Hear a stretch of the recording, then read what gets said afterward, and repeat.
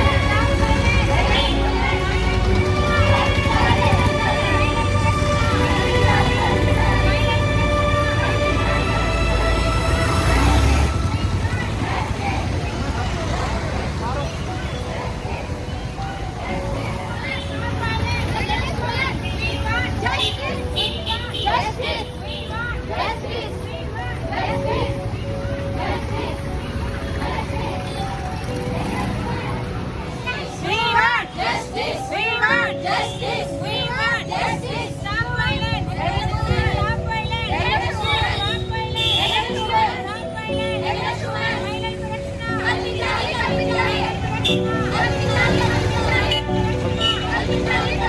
Madam slogans ఒకసారి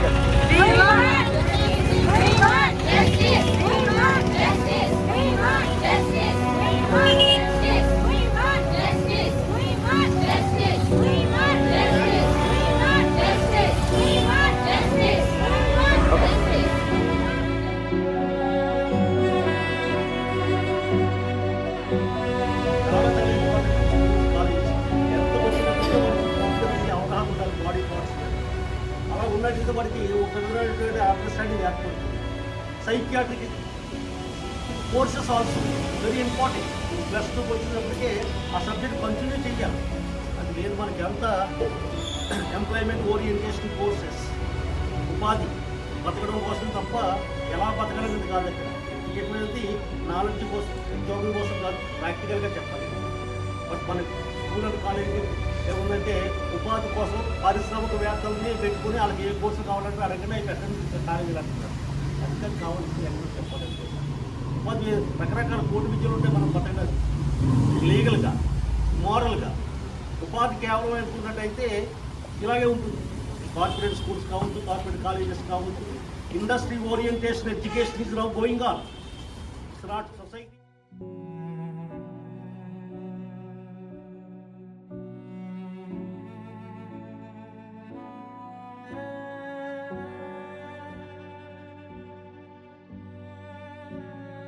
medical college, family itself sexual harassment, school, college, elsewhere అక్కడెక్కడ తేడా ఏం లేదు.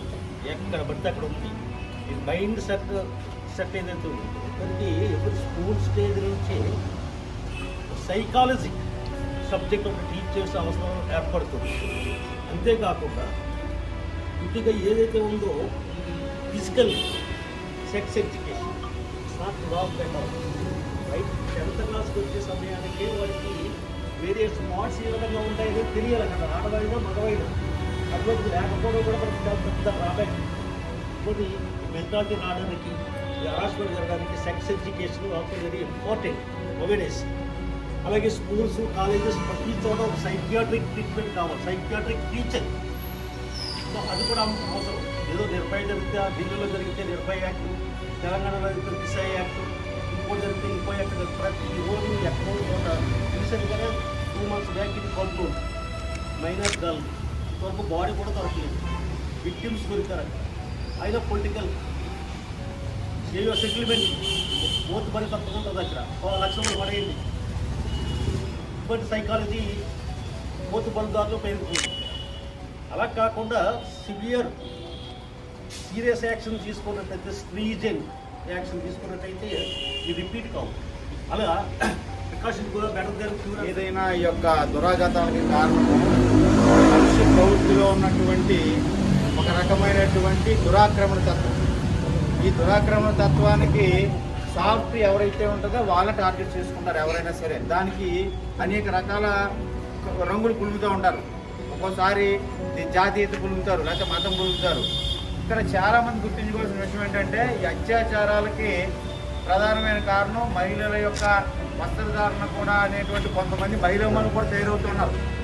విషయం గుర్తించుకోవాల్సింది ఏంటంటే, చిన్న చిన్న పిల్లలు ఉన్నారు, వాళ్ళ మీద అత్యాచారాలు జరుగుతున్నాయి. వాళ్ళు ఏమి ధరిస్తున్నారు బట్టలు. కాబట్టి అదేమీ కాదు, పురుషుల్లో ఉన్నటువంటి ఒక దురాక్రమణ తత్వమే దీనికి కారణం. కాబట్టి వీరు ఒక సోదరీమణులుగా మన బిడ్డల్లో తర్వాత వాళ్ళకి ఆ దురాక్రమణ తత్వం లేకుండా పెంచే తీసుకోవాలి తప్ప, మహిళలు ఆ బట్టలు వేసుకోవాలి ఈ బట్టలు వేసుకోవాలని కాదు. మన చెల్లి ఉంటుంది, మన చెల్లి పక్కన నైటీతో తిరుగుతున్నా ఆ మీద మనకి ఏం ప్రభావం కలగదు, మన తర్వాత అయితే తప్ప. కాబట్టి మన భావంలో ఉంది తప్ప బట్టల్లో లేదు అనే భావం అందరికీ కూడా మీరు తెలియచెప్పాలి. మహిళలకే ముందు, పురుషులు ఎవరు మాట్లాడలేదు, కొంతమంది మహిళలు మాట్లాడుతున్నారు ఈ విషయం.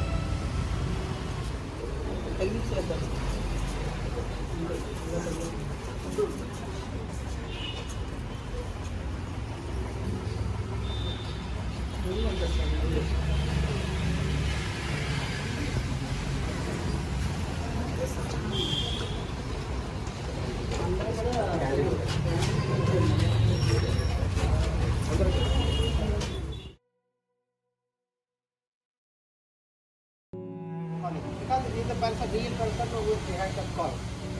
So a doctor who struggled hard to extend service, medical service to the poorest of the poor in the society, and sacrificed a lot to establish college, and ultimately received on August 9, 2000.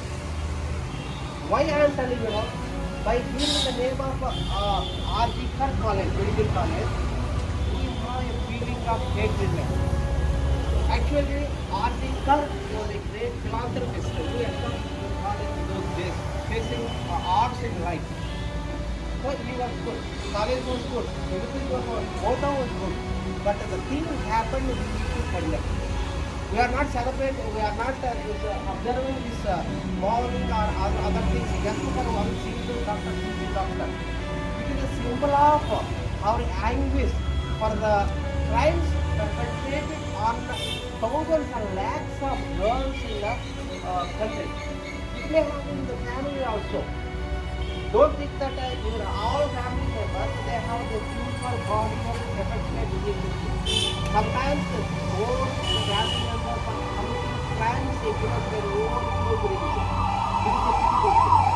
So what we need to understand is that the values, the ethics in society have downgraded to such an extent that we are not afraid of Pakistan, China invading our country.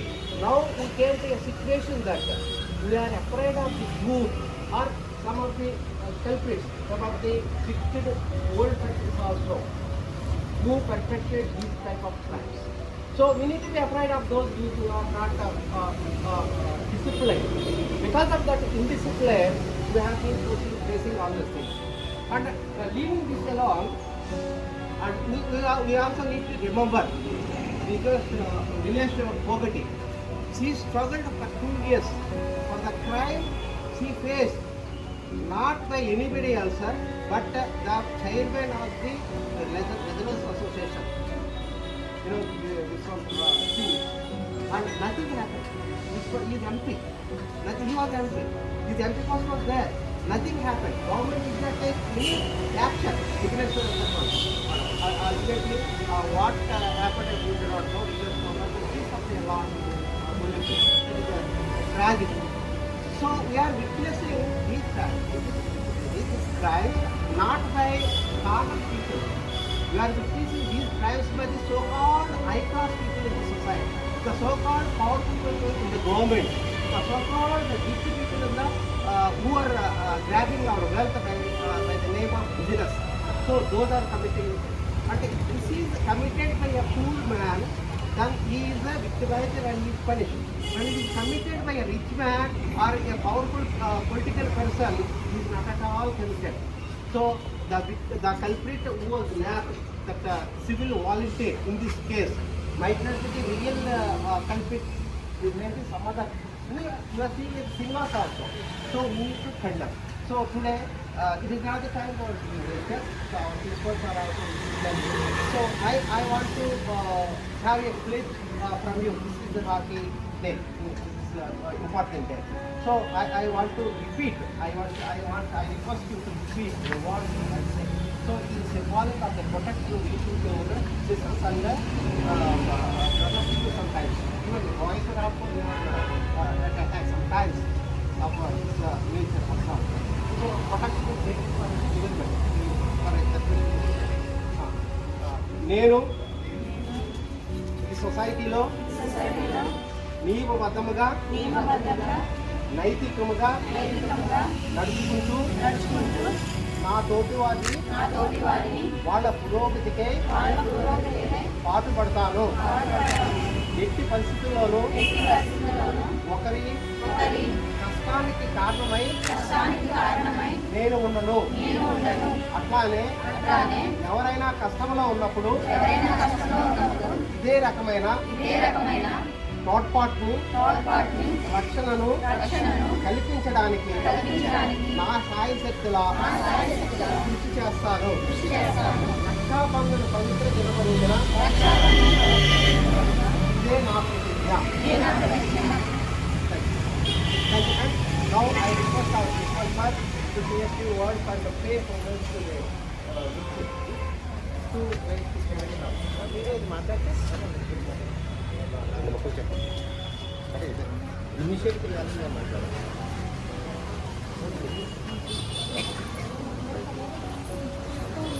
ఇది idea of Satya madam నిన్న propose చేశారు. నిజంగా I appreciate her among the group. ఎందుకంటే ఎట్లాంటి social awareness మనకు కావాలి. I gave only moral support.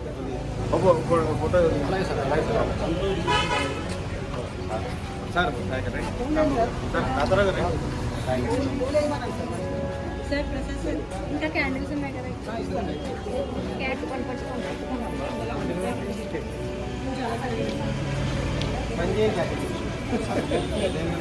Okay sir నుంచోండి sir.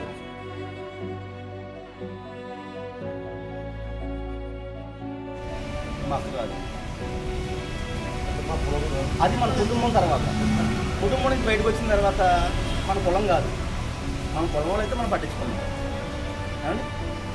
తర్వాత మన ఊరు కాదు, మన జిల్లా కాదు, మన రాష్ట్రం కాదు, మన దేశం కాదు. ఎప్పుడైతే కుటుంబం నుంచి ఈ చెల్లి ఎంతో ఆ చెల్లి ఎంతో మన కుటుంబంలో నేర్పామో, ఈ కులం అయితే కాదు ఆ కులం అయితే కాదురా అందరూ నుంచి సోదరులేని కుటుంబంలో నేర్పామో, లేకపోతే మన సంఘాల్లో నేర్పామో, లేకపోతే మన కమ్యూనిటీలో నేర్పామో, ఇలాంటి సన్నివేశాలు జరగాలని నేను నమ్ముతాను. ఎందుకంటే సోదరి హత్య బయటకు వచ్చింది, మీడియా ప్రాచుర్యం పొందింది కాబట్టి మనందరికీ తెలిసింది.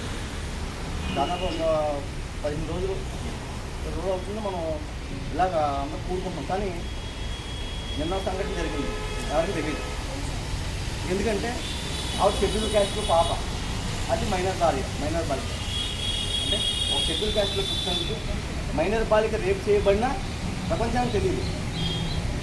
లేకపోతే ఇంకొక బ్యాక్వర్డ్ కాస్ట్లో పుట్టినందుకు మైనర్ బాలికను రేపు చేసినా, వివాహితను రేపు చేసినా, చిన్నపిల్లలను రేపు చేసినా, మొన్న 5 నెలలు పిల్లలను రేపు చేసినా తెలియదు. ఎందుకంటే ఇది ఆడమగ సంబంధం లేదు, కానీ మన మైండ్ సెట్ని, లేకపోతే మనం పొందుకున్న ఈ 75 సంవత్సరాల స్వాతంత్ర్యాన్ని మనం సరిగ్గా వినియోగించుకోకపోతే మన కుటుంబంలో జరిగితేనే మనకు బాధ ఉంటుంది.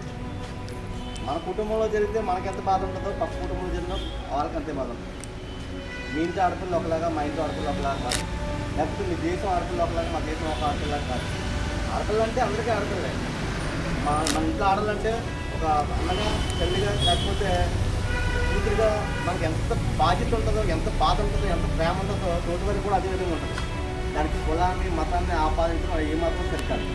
కాబట్టి ఈ విషయాన్ని ప్రారంభించిన నా తోటి సోదరులకి నేను కృతజ్ఞత తెలియజేసుకుంటూ, మా తెగ మీదట న్యాయ విద్యార్థులుగా, లేదా న్యాయవాదులుగా ఇప్పుడు జస్టిస్ అంటే ఈ అమ్మాయికి ఏం జస్టిస్ జరుగుతుంది మనం అనమాట. అసలు ఈ అమ్మాయికి జస్టిస్ అంటే ఏం జరుగుతుంది? మనం బ్రతుకుందా అమ్మాయి? మన కుటుంబానికి ఏమైనా కాంపల్సరీ ఇస్తే జస్టిస్ వస్తుందా? చట్టాలు ఉన్నాయి. ఆ చట్టాల అమలుకు మనం ఏం చేయగలం అనేది చేయాలి. ఆ చట్టాల అమలు దగ్గర నుంచి అసలు చట్టాలే అవసరం లేదన్న స్థితికి మనం రావాలి. చట్టం ఉంటే లేకపోతే అంత మన క్యారెక్టర్ మనం కరెక్ట్గా ఉన్నాం, లేకపోతే మన ఇంట్లో పిల్లలు మనం కరెక్ట్గా పెంచామన్న పరిస్థితి మనం రావాలి. కాబట్టి ఇప్పుడు జస్టిస్ అంటే అమ్మాయికి మనం జస్టిస్ ఏం చేస్తాం? నాకు తెలియక అడుగుతున్నాం. జస్టిస్ అంటే ఏం చేస్తాం? ఒక 12 సంవత్సరాల క్రితం నిర్భయ యాక్ట్ ఆ అమ్మాయి చాలా ఘోరంగా చెప్పారు. చాలా అంటే చాలా ఘోరంగా నిర్భయ చట్టం తెచ్చారు. కానీ చట్టం ఉంది, అమలేది. 3-4 సంవత్సరాల క్రితం తీసే చట్టం తెచ్చారు, అమలేది. అలాగే జరగట్లేదా? జరుగుతున్నాయి. ఆ జరిగే ఆపడానికి మన ప్రయత్నం ఏంటనేది మనం చూడాలి. అంతేకాని ప్రతి ఎప్పుడు మన ఇంట్లో చెప్పడానికి ఇష్టపడతాం, కానీ ముందు మనం ప్రతి ఒక్కరు మార్చుకున్నాం. అమ్మాయిలైనా అబ్బాయిలైనా, అబ్బాయిలకి అన్యాయం జరుగుతున్నాయి, అమ్మాయిలకి అన్యాయం జరుగుతున్నాయి. దీనికి కులాన్నో మతాన్నో లేకపోతే వాళ్ళ ఆర్థిక స్థితినో ఆర్థిక స్వాతంత్రంలో మనం ఆపాదించి చూసినప్పుడు ఎదుటి మనకు చిన్నగా కనపడతాం. ఆడే చిన్నగా కనపడంటే ఆ బ్రతుకు మనకు అసలు లెక్కలేదు. ఆ బ్రతుకులో రేపు జరిగితే ఏంటి, లేకపోతే ఒక మటర్ జరిగితే ఏంటి, లేకపోతే ఇంకో ఏంటి, వాడికి అన్యాయం జరిగితే ఏంటి, అన్యాయంగా శిక్ష పడితే ఏంటి. కాబట్టి మనం పూర్తి స్వాతంత్రం కలిగి మన ఆలోచన విధానాన్ని మనం మార్చుకోగలిగినప్పుడే ఈ సమాజానికి మన వల్ల ఉపయోగం. లేకపోతే మన వల్ల ఎటువంటి ఉపయోగం కాదు కదా, నష్టమే జరుగుతుంది. అంటే చదువుకోలేని వాడికంటే చదువుకున్న మూర్ఖుల వలన దేశానికి నష్టం ఎక్కువ జరుగుతుంది. కాబట్టి చదువుకున్న మన వలన దేశానికే లేకపోతే సమాజానికి ఉపయోగపడేలాగా మన చదువు, మన జ్ఞానం మన సమాజానికి ఉపయోగపడేలాగా మన వంతు కృషి మనం చేయాలని, ఈ చట్టాల అమలుకు కానీ లేకపోతే మన కుటుంబంలో వ్యక్తుల ప్రవర్తన నియమాలకు కానీ మన వంతు మన కృషి మనం ఎల్లప్పుడూ చేస్తామంటే సమాజం పట్ల మనకు బాధ్యత పెరుగుతుంది, మనకి సమాజం పట్ల గౌరవం కూడా పెరుగుతుంది. అందరికీ తెలియజేస్తుంది అవకాశం ఇచ్చినది అందరికీ తెలియదు.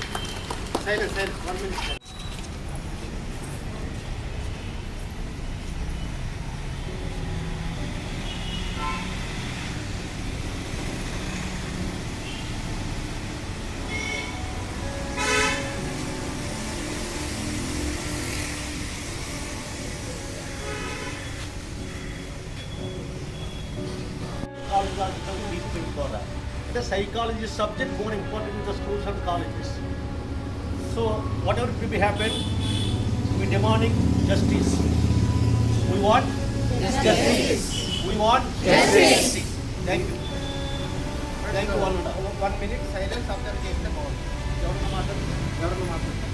స్టూడెంట్స్ గారు సార్ మాట్లాడతారు. ఇక్కడ నాకు 7th 9th సెమిస్టర్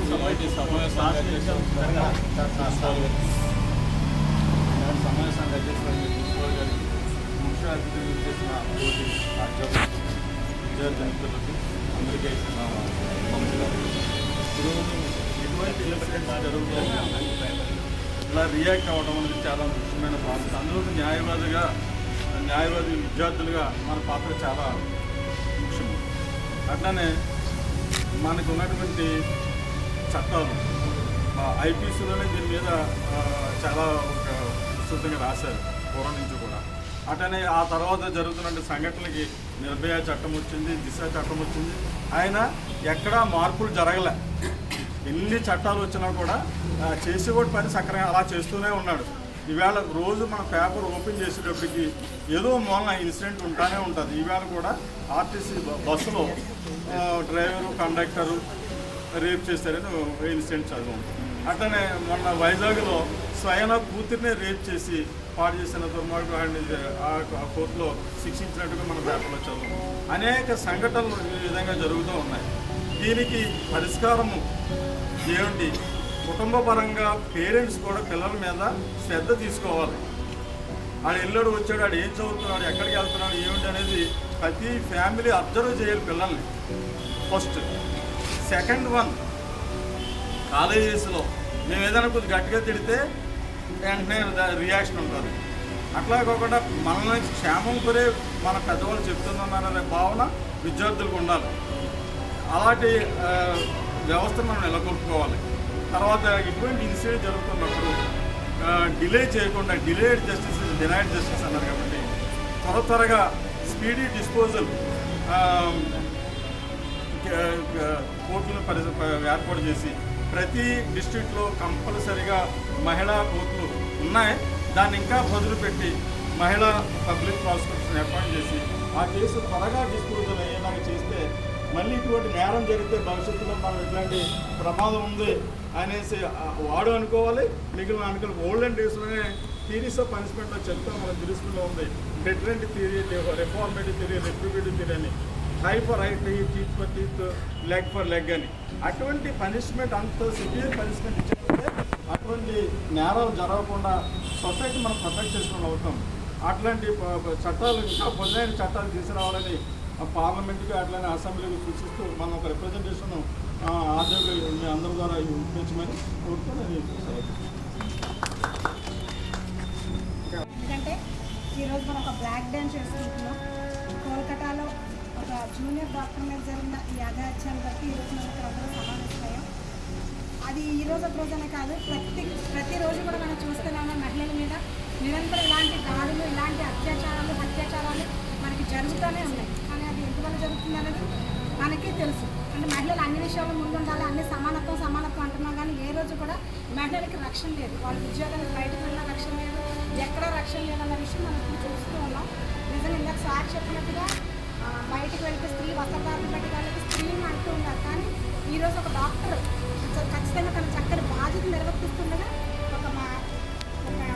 ఎంత దారుణమైన అత్యాచారానికి గురైందని మనం అందరం చూసాం.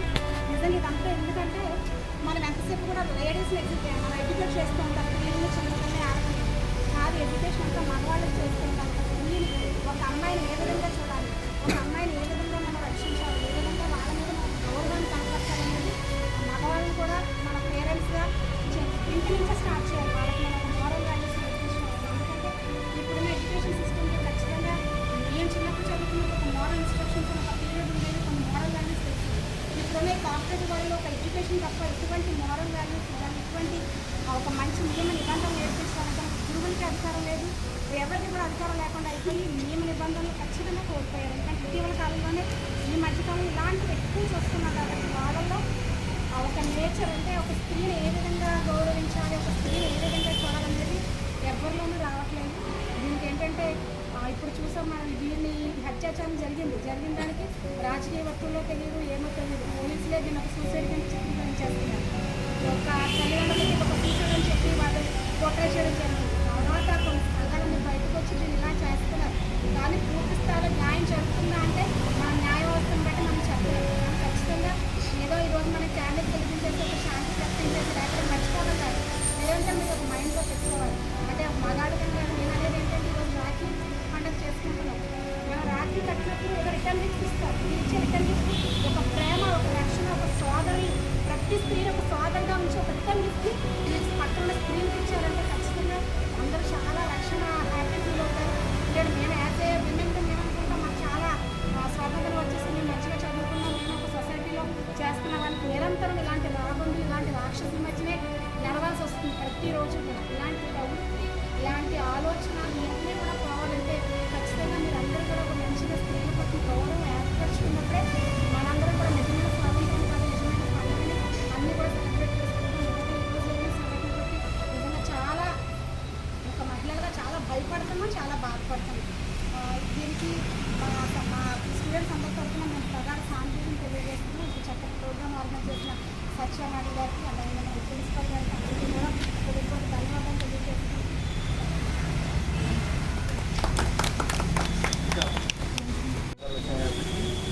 ఇలాంటి అంశాలను ముందుకు తీసుకెళ్దామనే ఉద్దేశం వచ్చినందుకు మా తోటి విద్యార్థులందరికీ నేను అభినందనలు తెలియజేస్తాను. ఎందుకంటే